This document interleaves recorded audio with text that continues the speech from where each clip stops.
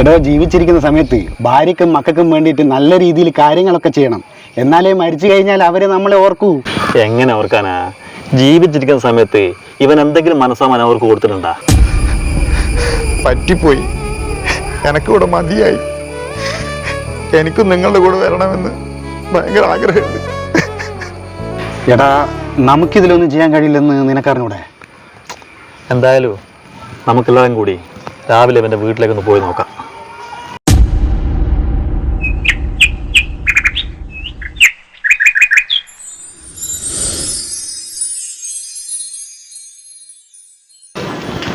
ആ എന്തല്ല രാധേ, ഇക്കുയരും വാവരിക്കല്ലെന്ന് നിന്നിക്കില്ല നിങ്ങള്?